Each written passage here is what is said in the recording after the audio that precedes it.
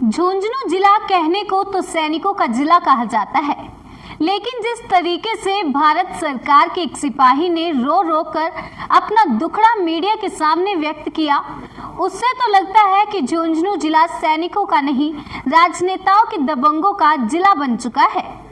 जी हां, भारत तिब्बत सीमा पुलिस बल के जवान ने जो गंभीर आरोप लगाए हैं, उन्हें देखकर तो ऐसा ही प्रतीत होता है।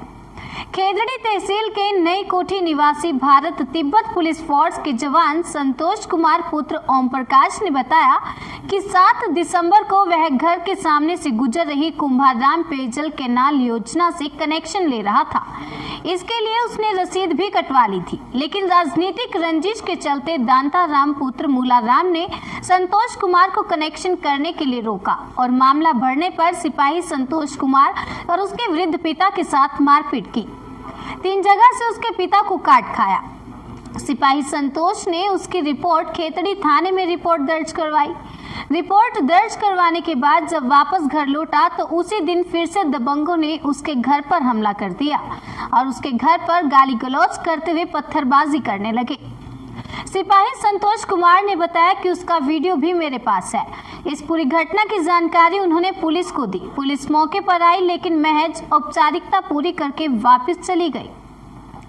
बकौल सिपाही संतोष कुमार, दबंगों ने उन्हें मर्डर करने की धमकी दी है, जिसके चलते वह डर कर 8 दिसंबर को सुबह झुंझुनू जिला कलेक्टर और एसपी से न्याय की गुहार लगाने के लिए आ गया, लेकिन चुनाव परिणाम होने के कारण किसी अधिकारी से नहीं मिल पाया और रात को जिला पुलिस अधीक्षक के आवास पर जाकर उसने न्याय की गुहार लगाई। वहां पर भी सिपाही संतोष कुमार के अनुसार उसकी कोई सुनवाई नहीं हुई।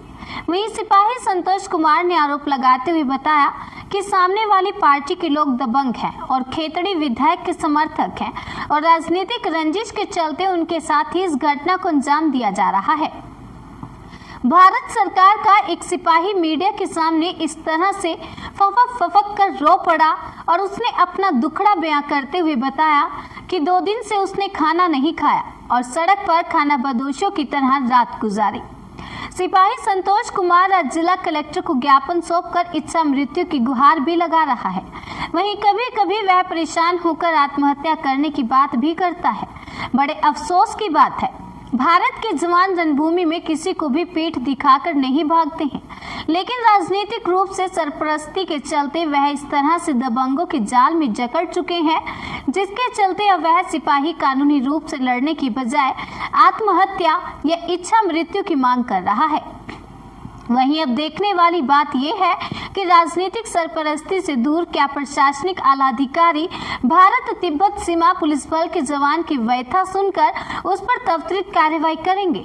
वहीं सैनिकों के जिले की एक दुविधा ये भी है कि सैनिक को तो सीमा पर जाकर लड़ना पड़ता है, वहीं उनके पीछे से उनके परिजनों को किसी भी प्रकार की छोटी छोटी चीजों के लिए भी रोज जंग का सामना करना पड़ता है।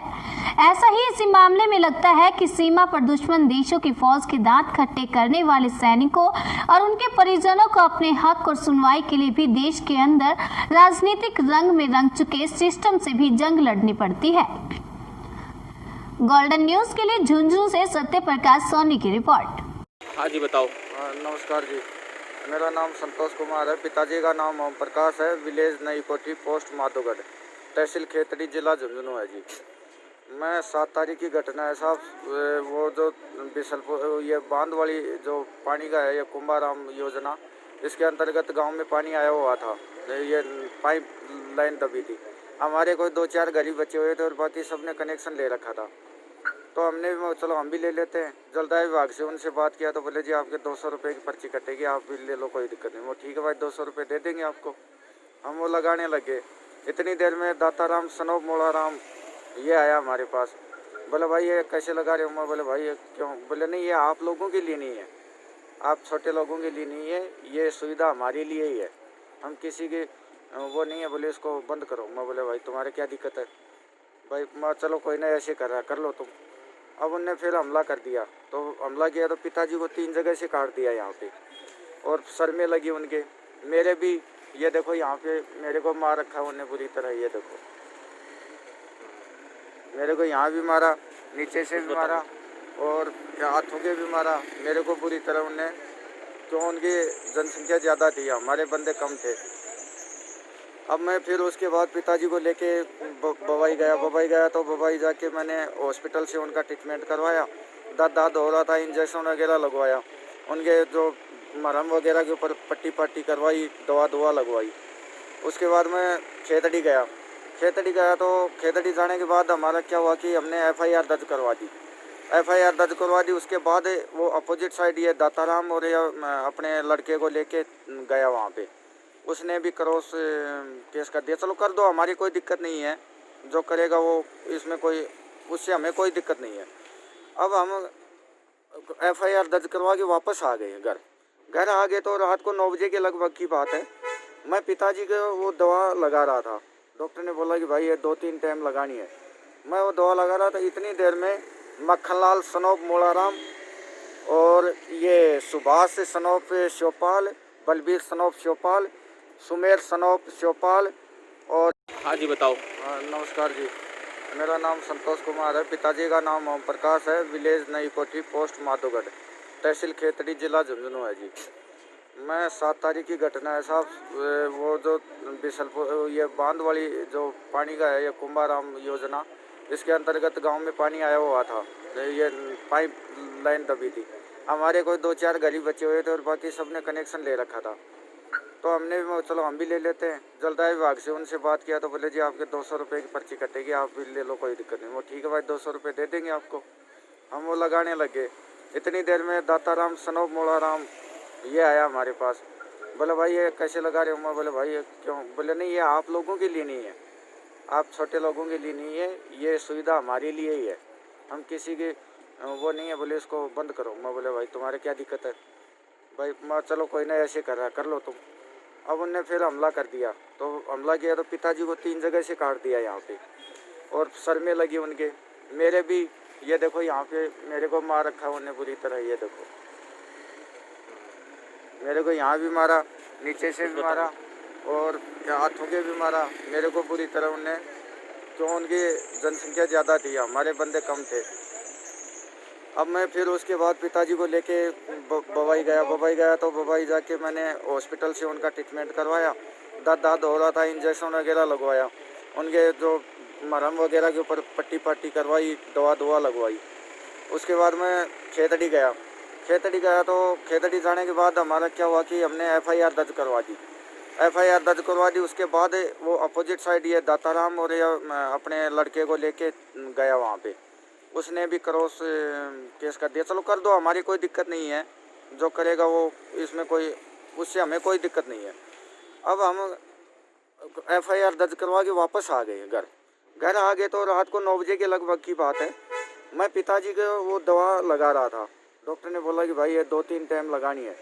मैं वो दवा लगा रहा था, इतनी देर में मक्खनलाल सनोप मोलाराम और ये सुभाष सनोप शिवपाल, बलबीर सनोप शिवपाल, सुमेर सनोप शिवपाल और ग्यारसीलाल सनोप श्री रामेश्वर लाल और अंकुर सनोप दाताराम गुजर और इनके परिवार वाले, इनके लेडीजें वगैरह सब इकट्ठा होके आए और पत्थरबाजी शुरू कर दी मेरे घर के ऊपर। बोले मेरे को माँ बहन की गाली देने लग गया, बोले तेरा मर्डर करेंगे, ये करेंगे। भाई मैं वहाँ बीच बचाव देखा, मैं छुप गया घर के अंदर। अब वो पत्थर बरसाते हुए कि मैंने वीडियो ले ली। उसके बाद मैंने पुलिस में कंप्लेंट किया। मैं बोला भाई साहब आप मेरे को हेल्प कीजिए, मैं भी एक सिपाही हूँ भारत सरकार का, मेरी हेल्प कीजिए। तो वो पुलिस वाले आए तो वो चले गए थे। बोला यहाँ तो कोई बात नहीं, अभी कोई नहीं है तुम्हारे पास। और मैं बोला साहब ये पत्थर देखो, हमारे यहाँ घर में कितने फेंके हुए हैं, ये वीडियो है। बोले क्या देखनी तेरी वीडियो? उन्हें कोई एक्शन नहीं लिया, ना उनको पाबंद किया कि भाई आप उनसे लड़ाई झगड़ा मत करना, उनको मारना पीटता ना मत। वो चले गए। अब सुबह फिर दोबारा उनने आके गाली गलौज करने लगे। ये दाताराम के भाई लोग थे और ये दाताराम ये खुद बोला तूने पुलिस को फ़ोन करके क्या कर लिया हमारा, क्या करेगा तू? मैं बोला भाई कुछ नहीं करना, हमें क्या। उसके बाद मैं डर का मारा वहाँ से भाग के आ गया। 2 दिन हो गया मेरे को यहाँ, मैं सड़क के ऊपर सो रहा हूँ रात को। बिस्तर मेरे पास ये जो पहन रखा है यही बिस्तर है, पूरी रात मैं यहीं पे पड़ा था। किसी ने कोई वो नहीं। मैं SP साहब के पास गया कल शाम को, SP साहब ने बोला बोला भाई वो सीआई साहब बोल रहे हैं कि तूने ड्रिंक कर रखी थी। मैं बोला मेरा मेडिकल हुआ था उस टाइम, मेडिकल में तो मेरी ड्रिंक आती। दूसरी बात 11 साल की नौकरी होगी मेरी, कोई बंदा बोल दे, मेरा एक सिपाही से लेके कमाने डीआईजी साहब तक बोल दे कि भाई तू ड्रिंक करता है, तो आपको जितनी गंभीर धारा है वो मेरे ऊपर लगाइए, मैं मंजूर है मेरे को। शाम को मैं जब भी छुट्टी आता हूँ, देवनारायण का मंदिर है हमारे भगवान का, वहाँ मैं पूजा पाठ करता हूँ। कोई गांव का आदमी बोल देगी तो दारू पीता है, मैं मानता हूँ, क्योंकि वो डॉक्टर जितेंद्र सिंह है, उसका दबाव मान रखा है उनने, उसके दबाव के कारण मेरे को परेशान कर रखा है। क्योंकि वो जितने भी हैं मेरे ऊपर झूठे इल्ज़ाम लगाए जा रहे हैं और मेरे को परेशान किया जा रहा है। अब मैं 2 दिन से यहाँ भटक रहा हूँ, मेरे को बोल रहे हैं कि तेरा मर्डर करेंगे आते ही।